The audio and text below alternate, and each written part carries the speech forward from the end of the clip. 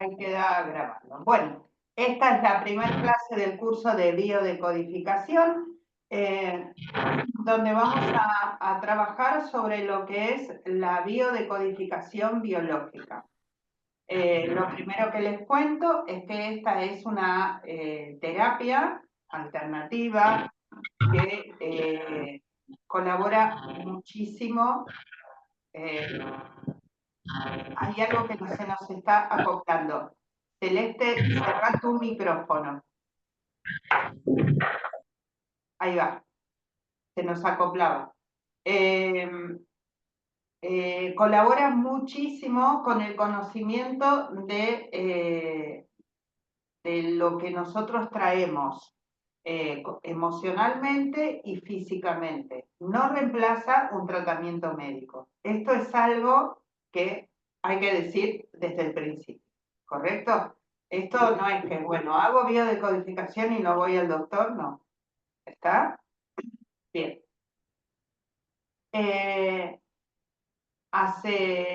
Cerca de los años 70, ahí ustedes tienen una reseña del doctor Hammer. El doctor Hammer, que pertenece a la nueva medicina germánica, crea esta técnica de terapia donde él, a través de un caso personal de él mismo, ¿no es cierto?, él contrae cáncer de testículo, eh, entiende él que es causado por la pérdida abrupta de su hijo, y a partir de eso empieza a trabajar sobre esta investigación y de hecho se cura de esta patología.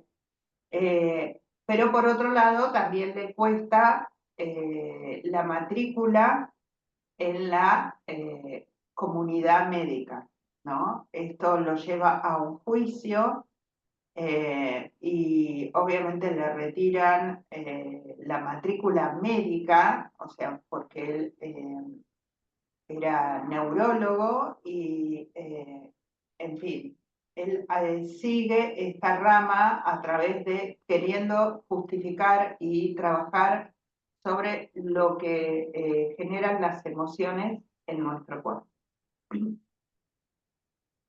El concepto de Hammer es interesante, más que nada porque él establece que cualquier conflicto vivido en silencio durante mucho tiempo genera una patología. Mucho tiempo después, la neurociencia logra establecer esta comprobación de lo que él estaba queriendo explicar. Ya que cuando vos estás en una situación de resistencia permanente ante un conflicto, generas una serie de neurotransmisores en tu cerebro que hacen que el cerebro entienda que estás en estado de alerta. Por ejemplo, si yo tengo miedo a algo, no sé, voy caminando y estoy en el medio de la selva y me siento que va a haber algo que me va a atacar.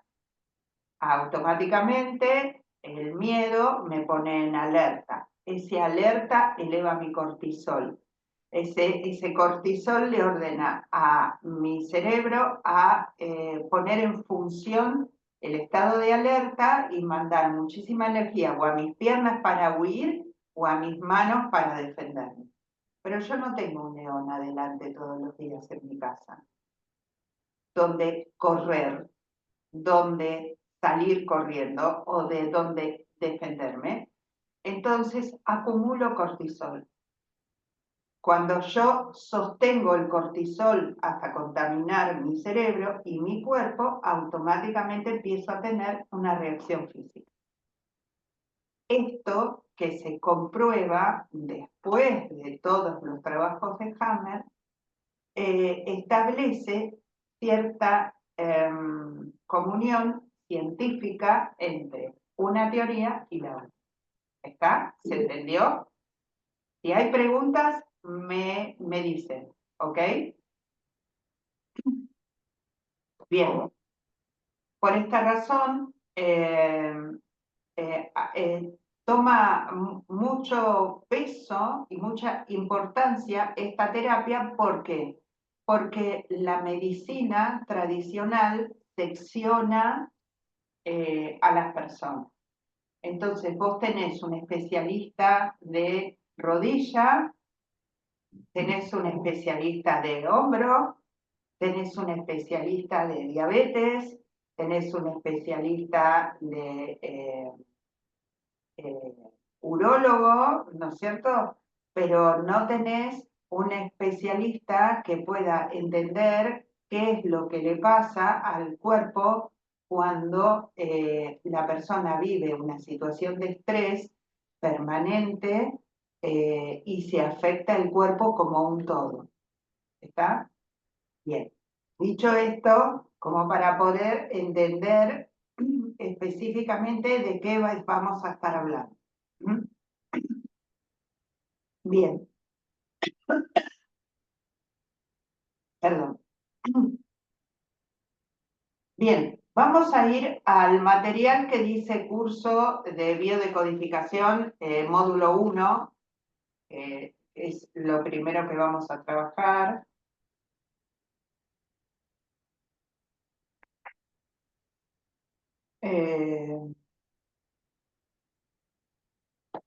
¿Está? Dice, la enfermedad es la traducción de un conflicto en la biología del individuo o de todo ser vivo. Lo que está queriendo decir es que la enfermedad es la expresión, eh, eh, la traducción de ese conflicto, es la expresión de ese conflicto a través de la biología. Nosotros lo que vamos a tratar de descubrir llama biología a nuestro cuerpo, ¿no es cierto?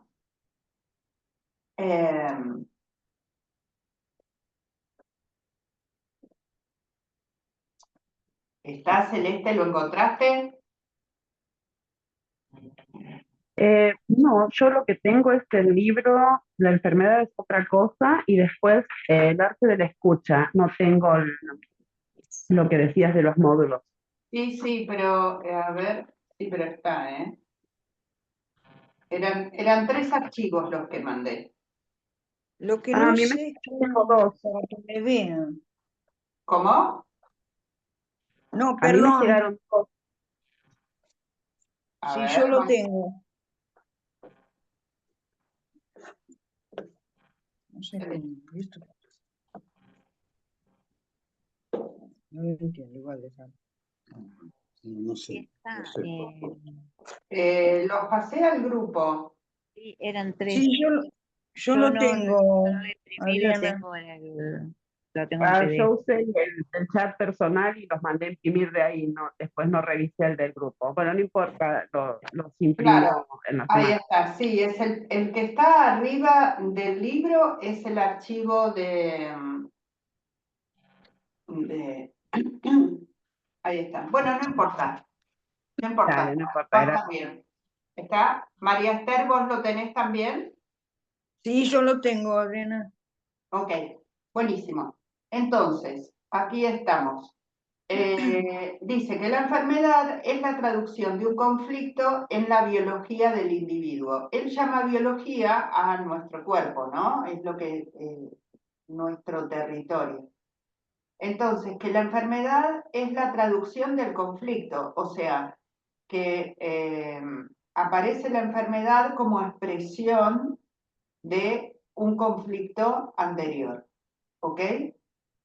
Dice, con esta premisa descubre 5 leyes fundamentales que cambian por completo lo que creemos que son nuestras enfermedades.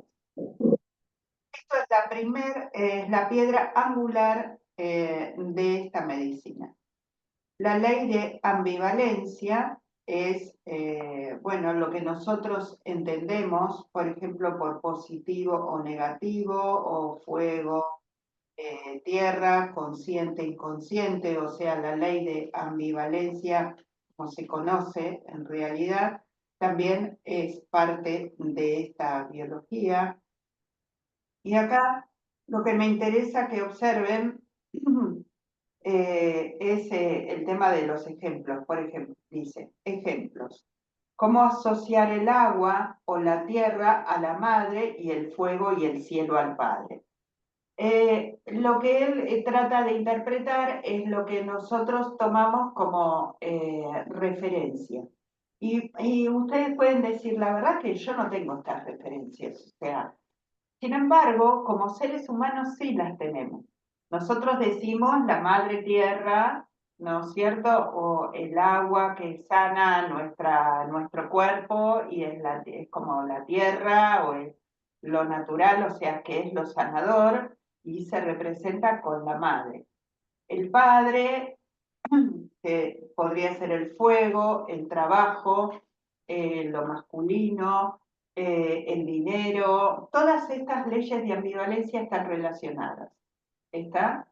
Entonces, por ejemplo, cosas para tener en cuenta. El lado izquierdo es el femenino, el lado derecho es el masculino. Cuando, por ejemplo, cuando hay conflictos con la alimentación,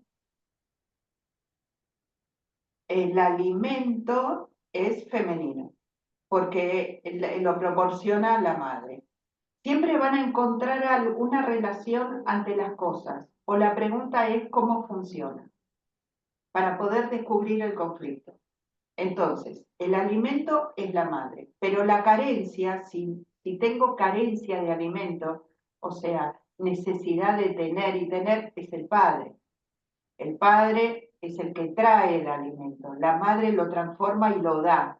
Entonces, una cosa es comer y otra cosa es la necesidad de tener. ¿Está? Y está relacionado con distintos conflictos. ¿Ok? Bien, así funcionaría la ley de ambivalencia. Bien. La siguiente ley es también conocida, la del iceberg, ¿no es cierto? O sea, lo que nosotros vemos es una pequeña parte de lo que es realmente el conflicto. Entonces, el conflicto es lo que se te presenta con el paciente adelante, es lo que te cuenta. Lo que está por debajo siempre es lo más grande, que trae posiblemente programas o situaciones colocadas en el inconsciente que no te las está contando directamente, que es ahí donde hay que hacer el recorrido para entender y para tratar de destrabar o para tratar de descubrir. ¿Está? Entonces, siempre teniendo en cuenta que esta condición está presente, ¿no es cierto? Lo que el paciente nos viene a contar cuando se sienta adelante de nosotros es un discurso que ya tiene armado. Es algo que ya está. Es como un cuentito ya hecho.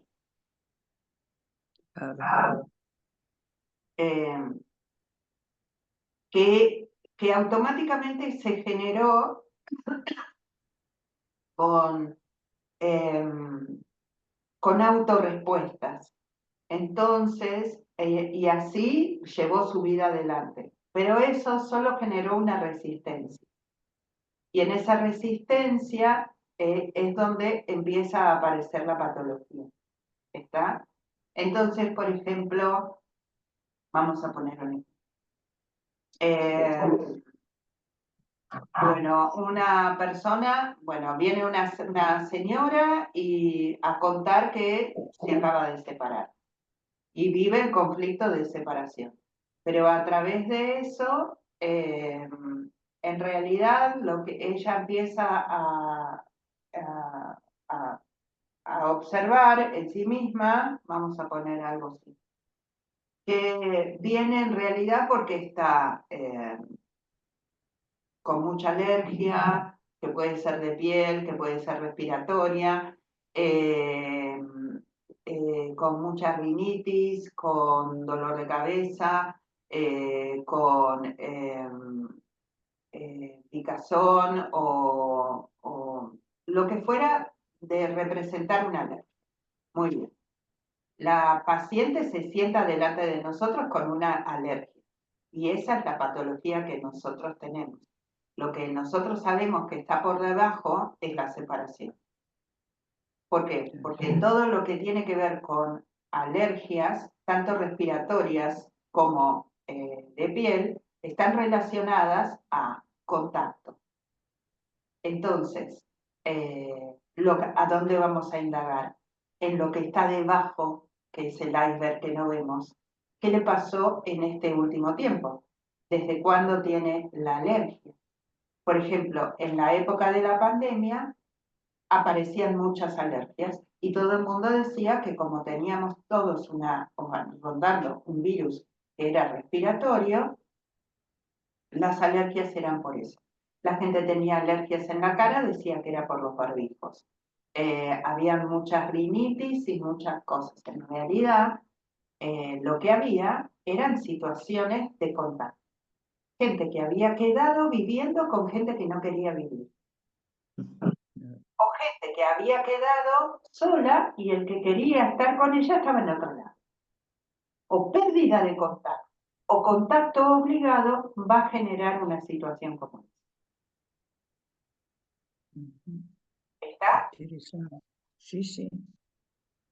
Bien. Entonces, sabemos que en lo que vemos es una parte y lo que vamos a buscar es lo que está debajo. ¿Ok? Bien. 3 tipos de biología humana, dice el apunte. ¿Cómo influye el estrés en la génesis de la enfermedad? El primer piso es el cuerpo físico, compuesto por células, órganos y sistemas. Cada célula trabaja para sí misma, para todas las demás y para la supervivencia del organismo en general. El segundo piso es el cerebro. El cerebro, el gran ejecutante, realiza operaciones, espacios temporales múltiples en el pasado, en el presente y en el futuro. El cerebro es el que nos... Hay una neurocientífica que yo sigo, española, que se llama Nazaret Castellanos, que es una genia, hace unos videos y unas conferencias que las pueden bajar, que dice, me paso todo el día charlando con la señora de la casa, la que está acá adentro, ¿no? ¿Eso qué quiere decir? Que yo me la paso charlando conmigo todo el tiempo, contestándome todo el tiempo, todo el tiempo, todo el tiempo. Entonces, ¿con quién estoy más charlando todo el día cuando tengo ese pensamiento rumiante? Con la señora de la casa que está acá adentro. Entonces, esa que me contesta, me va a contestar lo que quiere escuchar, seguramente, ¿no? Entonces, el cerebro también tiene una importancia sublime en esta cuestión. ¿Por qué? Supongamos que yo vengo de una familia donde el patriarcado es muy importante. Entonces, la palabra del padre es sumamente importante. Bueno, muy bien. Y resulta que me quedé sola, lo cual no tengo una palabra importante que me diga cómo resolver las cosas o qué tengo que hacer. Entonces mi cerebro va a estar en estado de alerta, por ejemplo, como si estuviese desprovista de seguridad, de desvalorización, estuviese en una gran desvalorización, porque no tengo una guía, no tengo quien me diga qué, no tengo cómo. Pero ¿qué pasa? no voy a poder entender qué es lo que me está pasando, por qué me siento tan insegura, por qué me siento tan sola, por qué me siento tan desvalorizada. Es que en realidad lo que yo tengo que descubrir es que en mi cerebro traigo un programa anterior que dice que si no tenés una voz masculina, no hay autoridad. Claro. Entonces, por eso el cerebro es tan importante. Hay un libro, lo voy a pasar al grupo, hay un libro que se llama Ay de mis ancestros. Lo escribe Moreno, que es un, un neurólogo ya de bastante tiempo, francés. Tiene una escena, ese libro que yo amo, que me parece maravillosa, que cuenta que la que está haciendo todo el relato está en la casa de los abuelos. Y ella se levanta a la mañana, se va al jardín y se sienta. Como que se fue la voz, quedó No, tildado, puede ser. se ¿Cómo? fue la imagen, ahí está, Ah, Adriana, no Ale. ok, ahí estoy de vuelta, porque yo me Sí, veo, me veo bien. Bien, ella se sienta en el jardín de la casa, de los abuelos, y está todo perfecto. Se sienta ahí y ya es grande, sus abuelos fallecieron, está ahí con la familia. Entonces de pronto siente una voz que dice, vamos rápido, hay que poner la mesa. Y automáticamente se le prende una alerta. Era la voz del abuelo. Entonces dice, pero no puede ser. De pronto lo siente otra vez y automáticamente se para. Se para, va caminando hasta la sala del comedor, como diciendo, sí, bueno, pongamos la mesa. Una incoherencia, fuera de lógica. Y se da cuenta que hay un loro que repite exactamente la voz del abuelo con algo que decía permanentemente. Cómo nosotros respondemos a ciertos programas de orden, ¿no? ¿A quién le dimos el poder y cómo respondemos al programa? ¿No? Eso se llaman, tanto en terapia psicogestáltica como en biodecodificación, se llaman introyectos, cosas que están inmersas en mi cerebro. Introyectos. ¿Está? ¿Cuántos introyectos traigo? Los domingos se comen fideos, digo yo, qué sé yo. Eh, eh, no sé, mil cosas.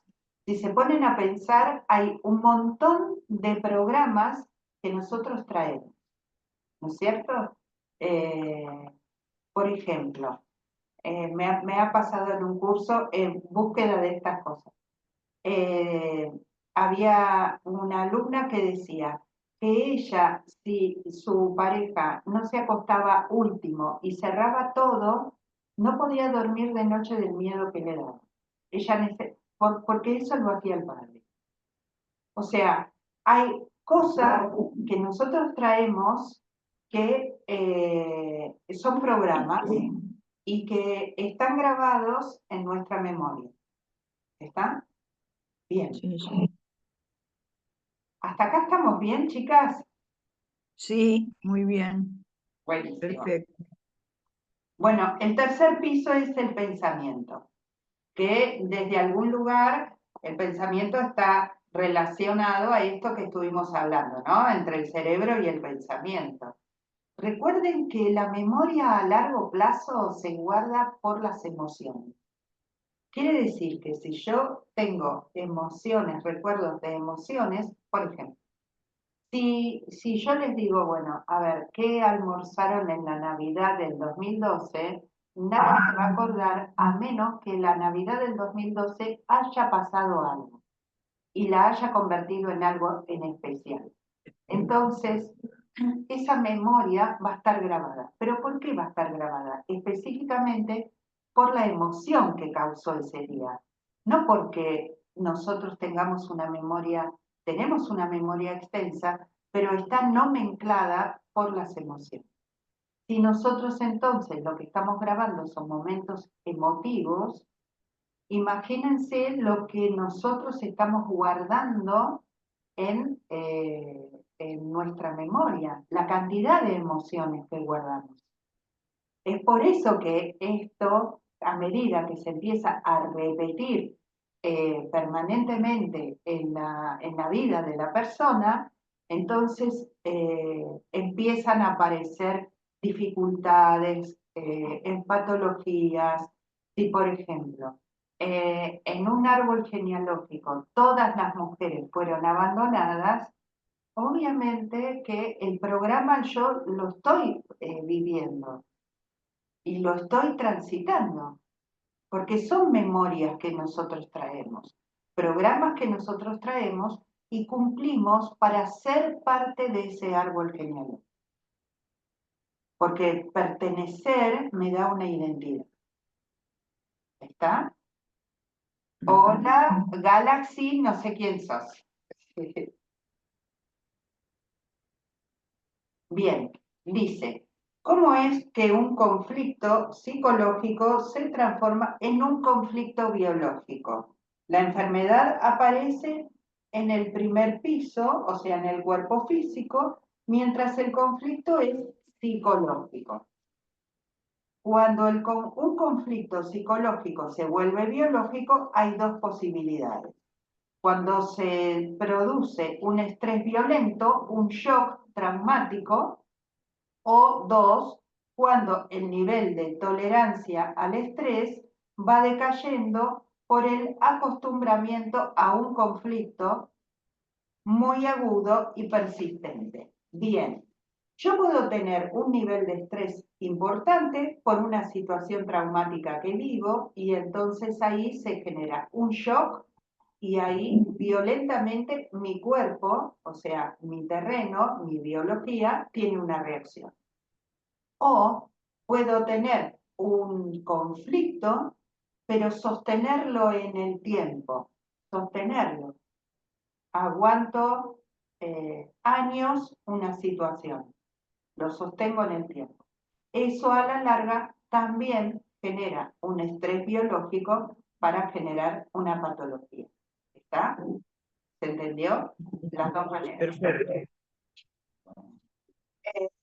Lo que sigue en el apunte es lo que les conté de Hammer y lo que nosotros llamamos ese shock o síndrome de Hammer, ¿no? Que puede estar causado por una situación dramática, inesperada, y vivirlo en aislamiento. O sea, vivo en silencio. Bien, hay muchísimos casos, por ejemplo, de mujeres que se separan y no lo dicen porque les da vergüenza, ¿no? O un ejemplo bien claro es las que sufren de violencia de género y no lo pueden y no lo dicen porque les da vergüenza, lo viven en silencio. ¿No es cierto? Hay un montón de situaciones dramáticas vividas en silencio que generan este shock biológico, este estado de que puede generar obviamente una patología. La importancia de la palabra, sé que se va a cortar en poquito, como les dije antes. En un ratito les termina de grabar les mando un enlace y seguimos un poquito más. La importancia de la palabra, del verbo, es enorme, es esto que les decía, ¿no? Hay que poner la mesa y me levanto y tengo una reacción. Eso es la importancia del verbo, ¿no es cierto? O por ejemplo, si digo, no, yo nunca voy a volver a estar con alguien, lo estoy declarando, ¿no? Nunca, para mí ya se terminó todo, lo estoy declarando. ¿Está? O sea, la importancia de ese verbo, que es lo que me está sucediendo. Cuando nosotros decimos, es importante ser positivo, hablar en positivo, pero no entendemos por qué. Es que en realidad yo estoy haciendo un precedente, estoy poniendo algo en mi cerebro, estoy grabando una condición, ¿correcto? Bien.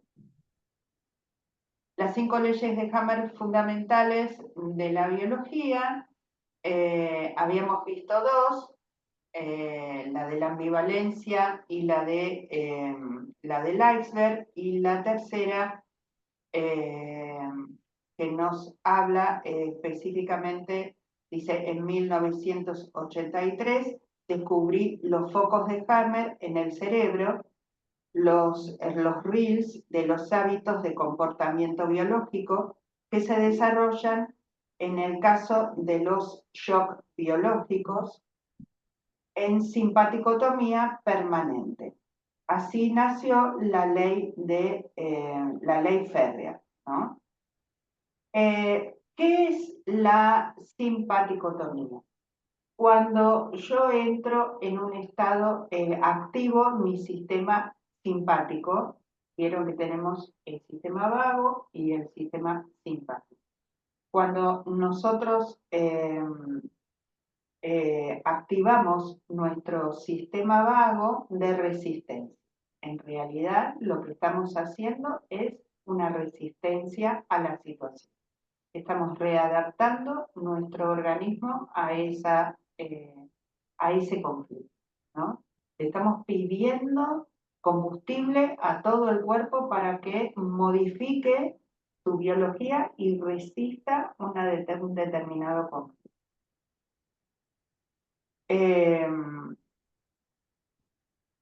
Entonces, en realidad lo que nosotros estamos tratando de desatar es el conflicto específicamente. ¿Qué pasa cuando yo en una consulta desato el conflicto?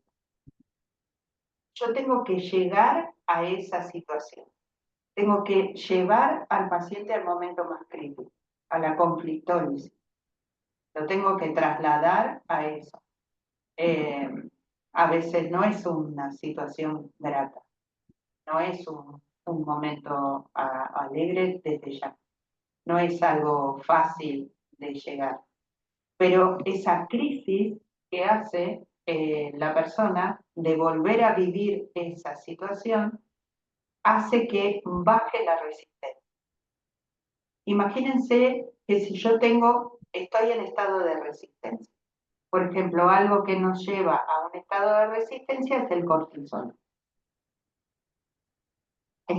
Tengo todo el cuerpo adaptado porque durante mucho tiempo tuve el cortisol altísimo. Eso me llevó a que aumentara de peso, por ejemplo.